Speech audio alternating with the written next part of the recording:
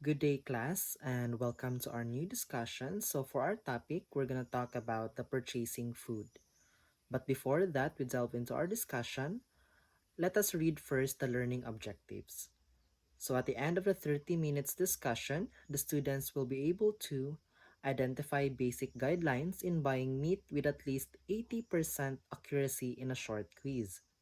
Choose the appropriate and safe meat products based on proper buying guidelines during class activities and show awareness of food safety by valuing proper selection of meat through participation in class discussion. So I hope that we are positive to achieve these learning objectives. So purchasing food. The purchasing process is an essential of every food service operation. All competent cooks should be skilled enough in buying the appropriate ingredients in accurate amounts, at the right time, and at the best price. Every kitchen operation has different purchasing procedures, but there is one rule that should be always be followed. Buy only as much as it is anticipated will be needed until the next delivery. This will ensure that food stay fresh and will create a high inventory turnover. All foods deteriorate in time, some more quickly than others.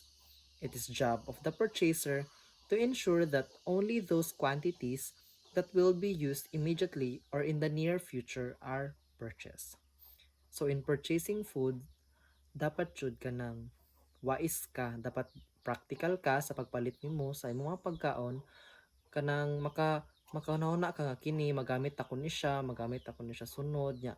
Dili bitaw ingon nga ipadugay nimo og stock sa imong sa ref ba or sa imuhang kanang sa imong stock room or mga murag pantry nimo yan nakintahay para dili siya madaot ug dili masayang ang imong kwarta. So next is we're gonna talk about the guidelines in buying meat. So, meat is a rich source of protein. Apart from that, it also contains an abundant amount of vitamins and minerals such as vitamin B, vitamin C, iron, calcium, and omega-3 fatty acids.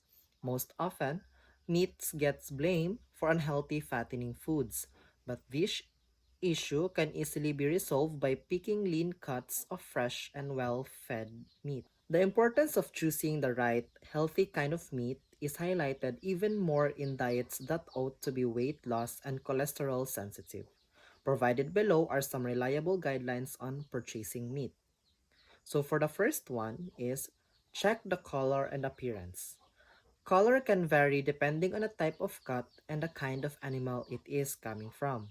Generally, meat which is pale or off in color should be avoided as it indicates that the item has already passed its prime or has been handled poorly. In addition to that, a fresh cut of pork will be pinkish, while a new piece of beef should be bright red. It should also be free from any defects such as bruises, discolorations, and blood clots. So for the next one is to check the odor. One should make sure that there is no foul or pungent odor to any kind of fresh meat being purchased. So mopalit siya ka og kanang mga karne so dapat kanang inipalit mo kintahay sa mga merkado. Dapat simhuton jud nimo. Adi sa literal nga simhuton pero para bitang nana jud kay masimhot nga kini fresh ni siya or dili ba or hapit na ba siya madaot.